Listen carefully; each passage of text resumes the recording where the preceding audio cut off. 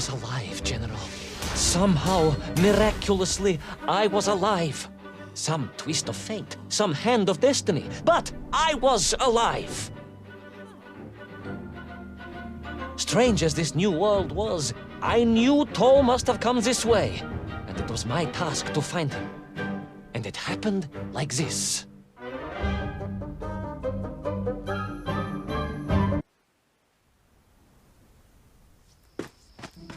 The sun beat down on me relentlessly. The heat was unbearable. I was exhausted.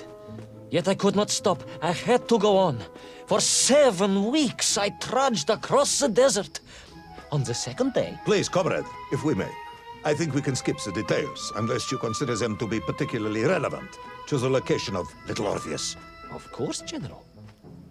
We will simply omit the tale of the singing chasm, the oasis of mirrors, the sightings of Toll's Mienk aloft on their pterodactyls carrying parts of my crashed rocket drill over the horizon to Lemuria. Wait! The what? Singing chasm? Not that, but the rocket drill. Oh yes, General, the rocket drill. But what did Toll want with it? And why Lemuria? Lemuria? Lemuria, General. I am not familiar with this Lemuria, comrade. Well, that is because it does not exist, General. Or at least, so I thought.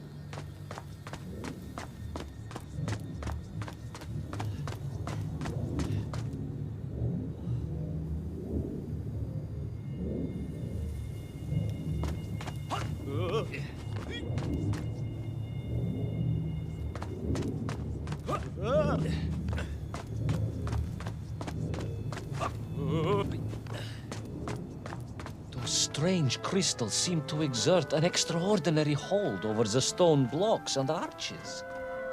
When they hummed, the whole city remade itself. Where they were missing, clearly looted by some villainous thief, the city was fallen to ruin.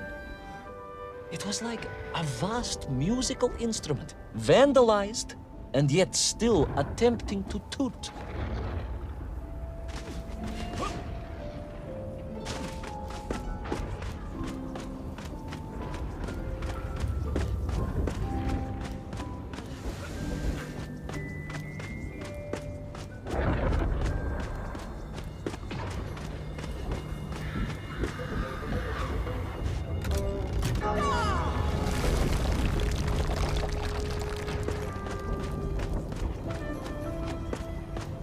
How poetic. I'm sure our engineers would be fascinated and baffled in equal measure. If the whole department hadn't been arrested for sedition last week, I would happily convey it to their skeptical ears. Sedition, General? Really? How poetic. I'm sure our engineers would be fascinated and baffled in equal measure. If the whole department hadn't been arrested for sedition last week, I would happily convey it to their skeptical ears. Sedition, General?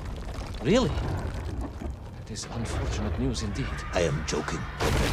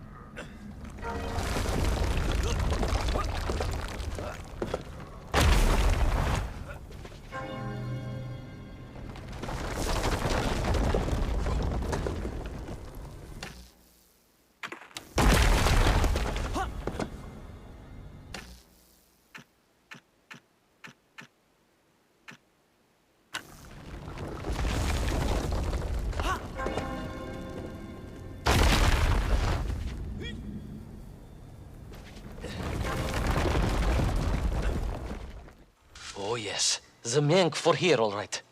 Which meant whatever dastardly scheme Toll had, it was to be enacted on these burning sands. And you will explain this in due course, I imagine. Eminently, General. What you need to know first is this. I have told you already how parts of the devices the enslaved Mienk were forced to wear came from the surface. Radio parts and so on, yes, from what you have told me. Assuming there were plenty of lost ships in the ocean as you claim, for Toll to have dredged up what he needed to assemble them. Aha, good. You are one step ahead of me, General. I said assuming. Of course, assuming. Now, as I gazed in awe at the buildings rising and falling around me, I realized that the other major component of those mind-controlling helmets was crystal. Toll had raided Lemuria for them. He knew the city. He knew the crystals could amplify vibrations and waves, and was using them to boost the signal of the radio parts to exert his control over the Memph. Which meant...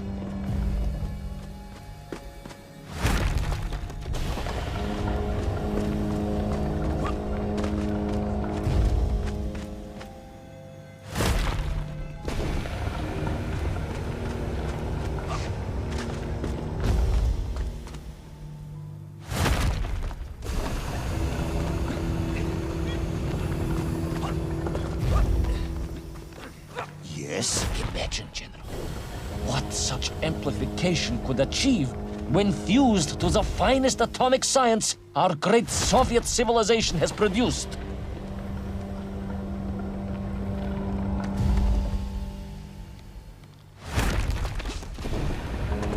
Wait! I do not understand. You said Toll was planning on using the bomb to shatter the Earth's crust to return to the surface. A tragic mistake, General. They had not recognized the extent of his mad ambitions. You mean to imply Toll would have attempted to enslave the Russian people? Pah! The will of the Soviet citizen is mighty and strong. To you, perhaps, as a trained warrior. But consider, perhaps instead, a humble son of a toy maker from Tomsk. Ah, yes. Perhaps we have our share of simpletons, after all.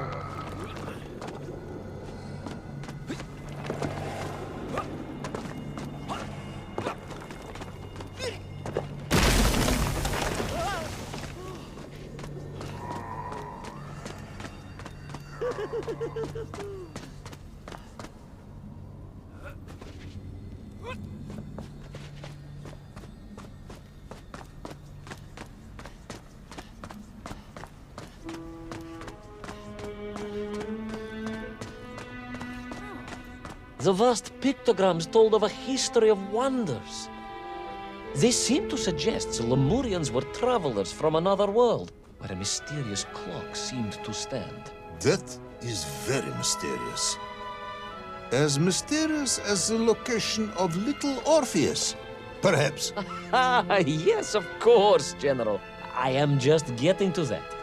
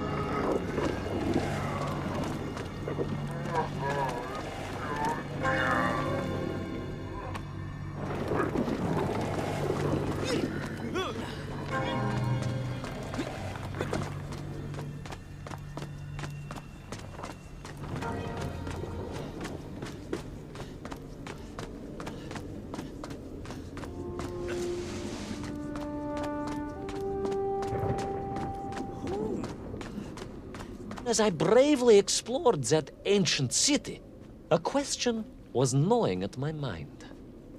What did it mean that the Lemurians had foreseen the coming of Tol? And who was the man from above that was celebrated as the savior of the Miengf? It was almost as if they could read the future in their crystals.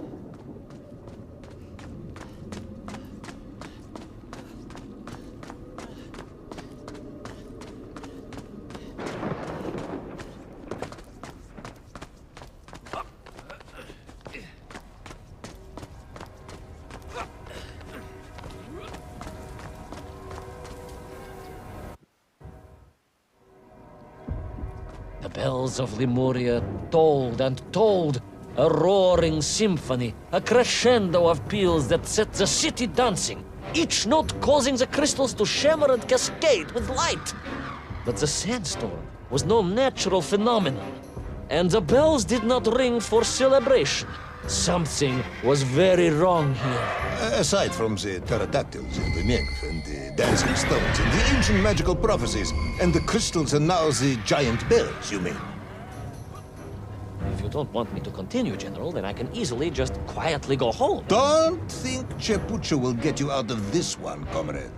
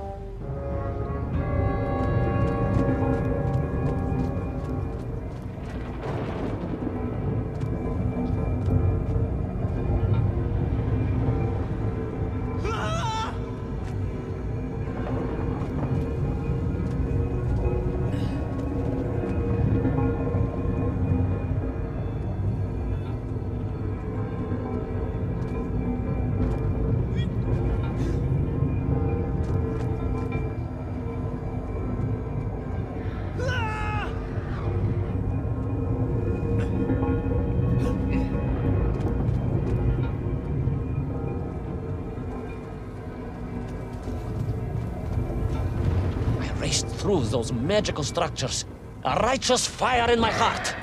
I was like the Brinya Nikich, prepared to strike at the dragon who threatened my homeland. Your heroism is only surpassed by your modesty. I raced through those magical structures, a righteous fire in my heart. I was like the Brinya Nikich, prepared to strike at the dragon who threatened my homeland. Your heroism is only surpassed by your modesty. On the contrary, General, I chose the Brinya carefully. Like him, I raced through those magical structures, a righteous fire in my heart. I was like the Brinya Nikich, prepared to strike at the dragon who threatened my homeland. Your heroism is only surpassed by your modesty. On the contrary, General, I chose the Brinya carefully. Like him, I am a simple peasant. It was fate that chose me to descend to the Earth's core. It was General Kumani. I raced through those magical structures, a righteous fire in my heart. I was like the Brinya Nikich, prepared to strike at the dragon who threatened my homeland. Your heroism is only surpassed. I raced through those magical structures, a righteous fire in my heart.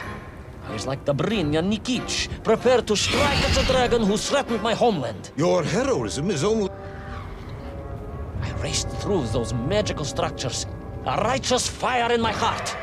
I was like the Brinya Nikich, prepared to strike at the dragon who threatened my homeland. Your heroism is only surpassed by your modesty. On the contrary, General, I chose the Brinya carefully. Like him, I raced through those magical structures, a righteous fire in my heart. I was like Dobrynya Nikitch, prepared to strike at the dragon who threatened my homeland. Your heroism is only surpassed by your modesty. On the contrary, General, I chose Dobrynya carefully. Like him, I am a simple peasant. It was fate that chose me to descend to the Earth's core. It was General Kumanin who chose you to descend to the Earth's core. But don't let that get in the way of your story. Well then, award General Polkovnik Kamanin the highest medal in the world. He already has several of those. I cannot take credit for his wisdom in sending me.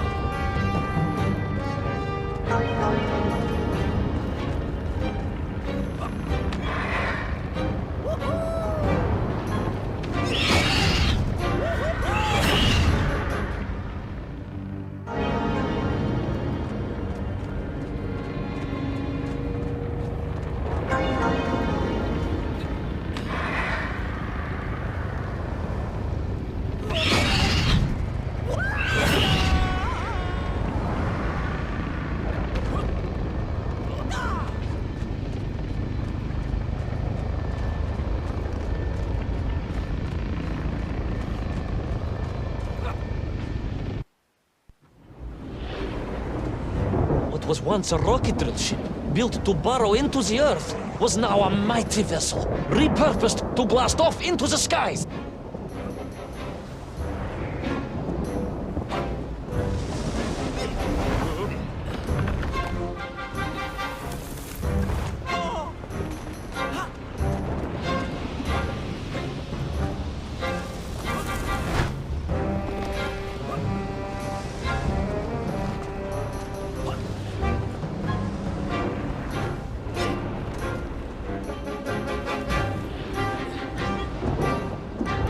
There was no doubt the toll was headed for the strange world with its clock, although to what end I was yet to understand.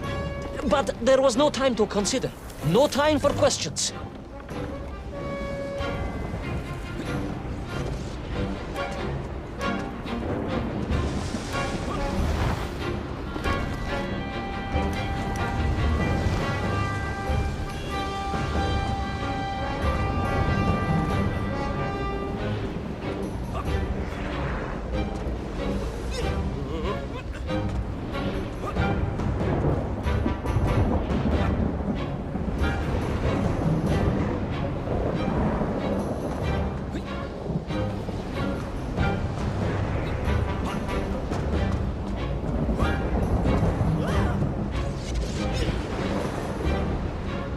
Toll was on the rocket. Little Orpheus was on the rocket. And wherever they were headed, I must head there too, to thwart his plans, recover my drill, and save the world!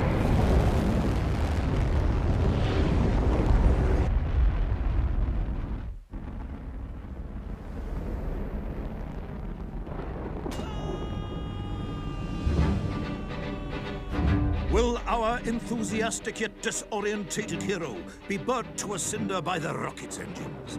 Will he be smashed into the rock that surely must be beyond the Lemurian skies? Does Nikolai Petrovich Kamanin really need any more medals? What was the strange clock, and what could it all mean? All of these questions, and more, will be answered, if you're extremely lucky, in the next exciting episode of Little Orpheus!